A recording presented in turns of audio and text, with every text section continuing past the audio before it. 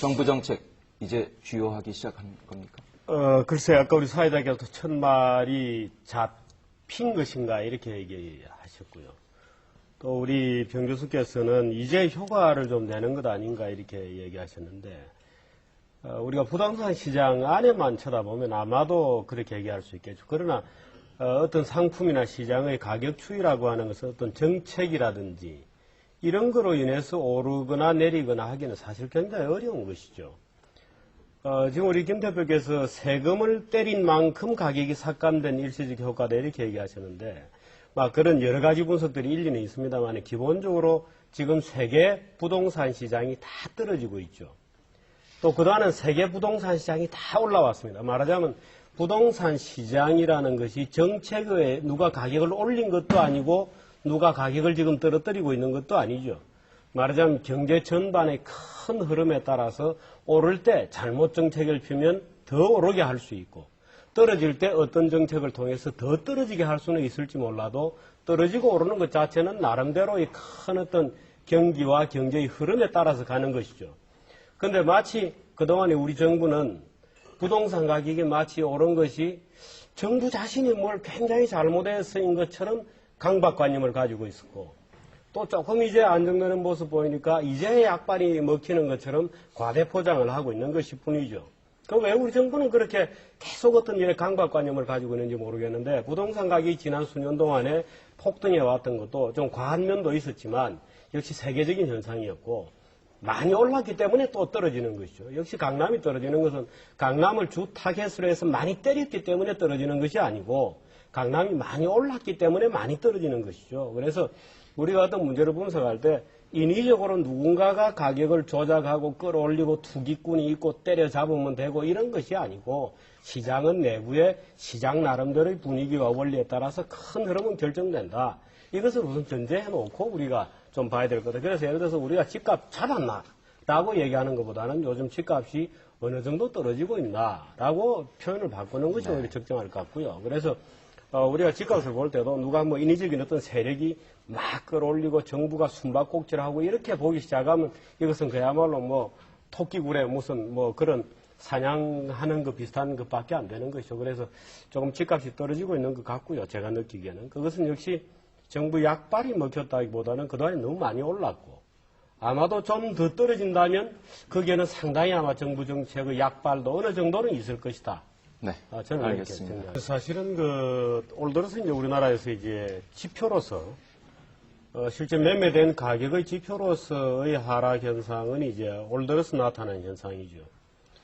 근데 대개 이제 경제 전체로 보면 작년에 미국이 사실 지난 수년 동안에 우리나라뿐만 아니고 뭐 유럽, 영국, 프랑스, 뭐 스페인, 미국 할 것 없이 엄청난 부동산 폭등이 있었거든요. 그 동반 폭등에서 사실 우리 참여정부가 뭐 그렇게 자격지심을 안 가져도 되는데, 이제 외국에 오르는 거 생각 안 하고 우리만 오르는 거 생각하니까 이제 부랴부랴 이제 마음만 급했던 것이죠. 근데 뭐 그런 면에서 보면 참여정부가 운도 나빴습니다. 하필 공교롭게 세계 부동산이 다 오를 때 부동산을 만지려다 보니까 힘들었던 거죠. 그런데 작년에 이제 미국이 금리를 쭉 올려가면서 전 세계적으로 금융시장에 상당한 스퀴즈 현상이 옵니다. 말하자면 돈 쓰기가 어려워지는 거죠. 그래서 올 봄에 이제 미국에서도 소위 이제 비우량 주택담보대출 모기지론들이 상당히 이제 부실이 발생하고, 미국에도 뭔가 이 부동산 대출에서 상당히 어떤 지금 애로가 생기고 있다는 뉴스들이 이제 전해오면서 또 국내에도 지난 연말에 지준 올리고 금융정책 펴면서 이제 금융에서 어떤 그 포위망이 좁혀지기 시작한 거죠. 근데 뭐 우리나라뿐만 아니라 전 세계적으로 어떤 과잉 유동성이 쭉 지금 내려가고 있거든요. 그러다 보니까 이제 말하자면 그 부표 위에 떠있는 아파트 가격도 따라 내려갈 수밖에 없는 것이죠.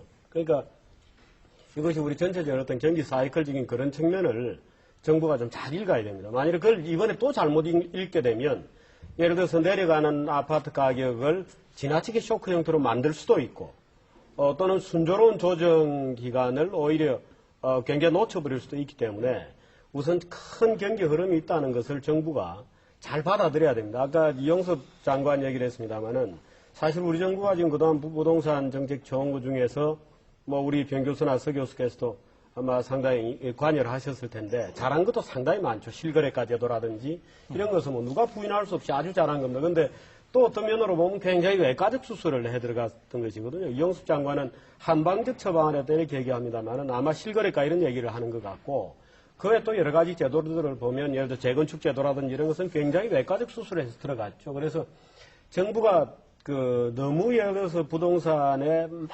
달려붙어서 삿발을 잡고 씨름을 하게 되면 큰 흐름을 못 봅니다. 그래서 지금 이 떨어진 국민의 정부가 잘못 판단하면 또 실수할 가능성이 굉장히 높죠. 그래서 정부는 가격 흐름이라고 하는 것을 좀 겸허하게 받아들여야 된다 하는 생각을. 그 정도로 듣겠습니다. 시장의 근데 제가 하나 덧붙이면요. 사실 우리가 그동안 지난 몇 년 동안에 부동산 문제로 굉장히 많은 토론을 하고 국민적 관심사였습니다만은 사실은 그것도 어떻게 보면 어떤 집단적인 현상이 비슷해요. 대개 이제 집값이 급등한 예를 들어서 뭐 강남이다, 뭐 어디 뭐 판교다, 뭐 과천이다, 이제 버블 세븐 이런 지역 집값을 쳐다보니까 마치 부동산 가격이 나라를 결단낼 것 같았죠. 그러나 사실 우리가 지난 수십 년간의 예를 들어 30년 이런 텀을 놓고 주택 가격이 어떻게 움직여 왔는지를 장기 추세를 보면 근로소득자가 부지런히 저축을 해서 자기 집을 장만할 수 있는 가능성은 훨씬 더 높아져 왔습니다. 말하자면 좋아져 왔죠. 나빠진 것은 불과 최근 한 2, 3년인데 지금 우리 방청객 중에 한 분이 말씀하신 소위 말하는 서민주택, 서울 수도권 인근에 예를 들어서 2, 3억 정도의 자기 집을 가지고 싶다 하는 서민주택에 있어서의 주택 구매 가능성이 그렇게 나빠져 온 것은 아닙니다.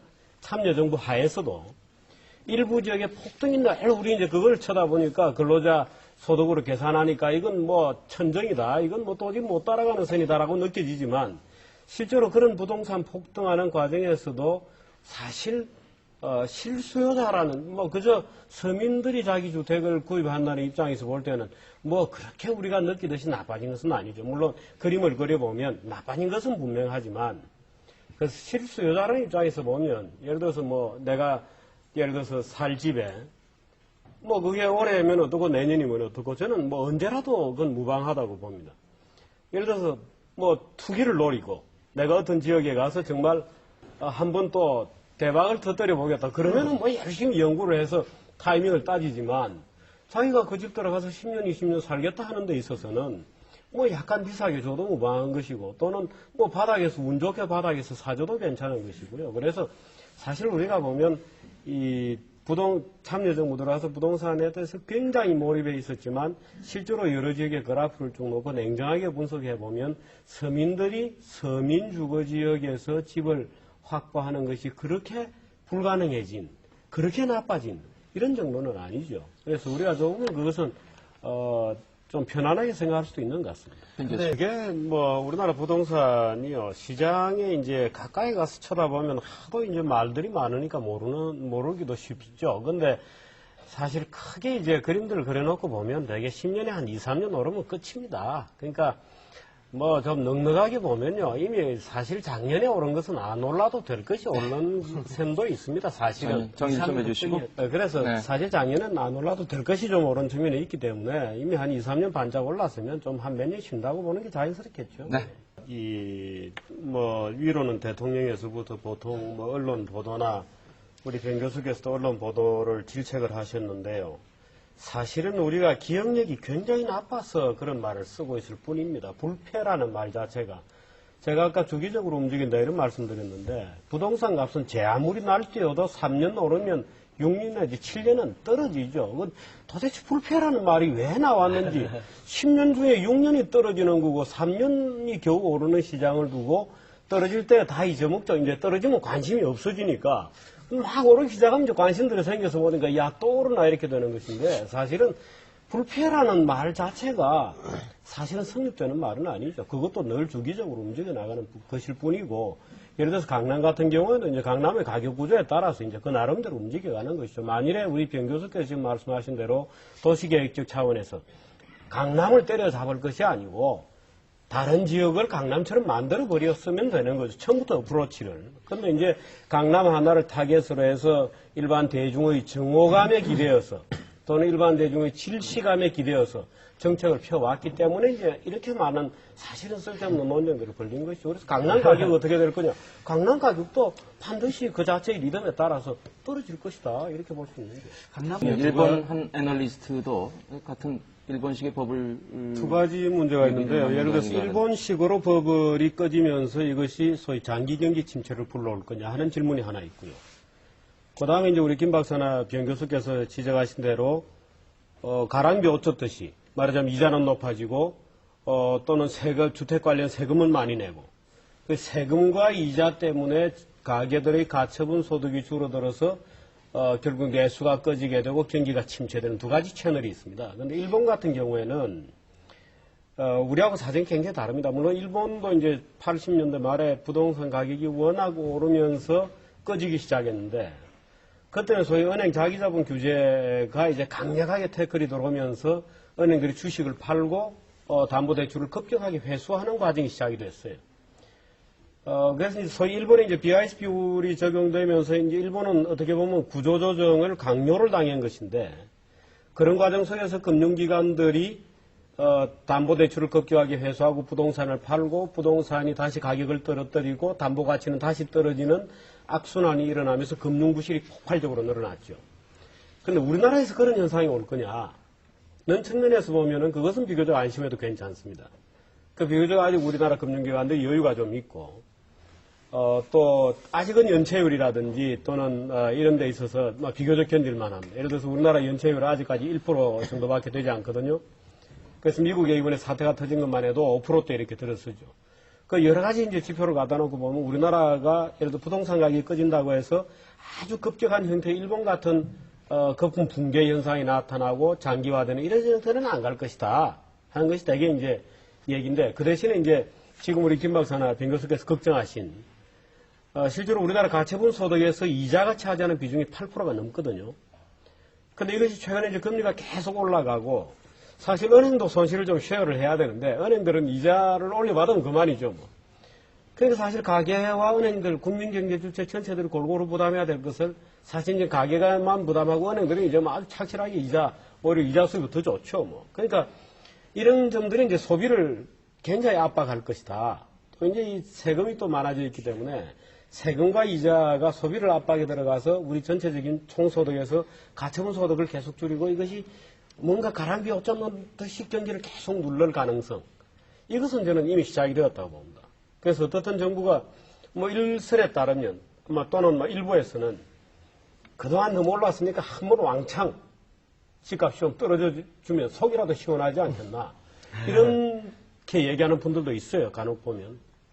그런데 만일에 혹시 누군가라도 그런 생각을 한다면 굉장히 위험한 발상이죠. 그래서 떨어지는 것도 사실 집값은 너무 오르는 것도 걱정이지만 많이 떨어지는 것도 걱정이죠. 그래서 이게 서서히 올랐다가 마음대로 되지는 않지만 좀 잘 이렇게 연착륙을 하도록 그렇게 정부가 잘 보고 있어야 됩니다. 네. 마지막으로. 사실 이 참여정부가 그 부동산 정책과 관련해서는 잘한 부분도 있고 잘못한 부분도 있습니다. 잘못한 부분은 이제 부동산 정책의 대중의 일반 정서를 끌어왔기 때문에 그래서 예를 들어서 세계 어느 나라에도 없는 아주 독특한 형태의 종부세 같은 것은 사실 참여정부가 진작에 시장이 좀 안정되면 스스로가 좀 풀고 가는 것이 마땅합니다만은 아마 다음 정부로 넘겨질 거고요. 아까 제가 초도에도 얘기했고 김 박사도 얘기했습니다만은 참여정부가 어떻든 이 마지막까지 관리를 좀 잘하는 것으로 자기 위치를 잘 잡아야 될 겁니다. 그리고 이 가격이나 우리 변 교수께서는 이 부동산에 대해서 끝까지 조금 저와는 다른 견해를 말씀하셨는데 이 시장에 대해서 정부가 무언가를 할 수 있다고 자꾸 생각을 하시면 안 됩니다. 그러니까 좀 시장은 시장대로 내버려 두고 다만 정부가 할 일은 그것이 너무 과격하게 가지 않도록 이 물꼬만 잘 터주면 되는 것이죠. 그래서 물꼬 자체를 정면에서 막는다든지 이래서는 안 되는 것이기 때문에 어쨌든 끝까지 좀 잘 관리를 하고 사실은 일부 종부세 일부 항목이나 이런 것은 약간씩은 고쳐줘야 될 대목이 많습니다만은 그것도 참여정부 손으로 풀었으면 좋겠습니다만은 아마도 이제 다음 정부로 넘어가는 것 같고 그런데 사실 그때가 되면 또 이제 시장에서는 규제 풀린다고 또 법석을 다 뜰지도 모르죠. 그러나 아마 우리 국민들도 이제 좀 경험이 됐고 또 시장이 좀 안정이 되면 막 그런 것은 약간씩 풀어줘도 무방하지 않나 그렇게 생각을 합니다.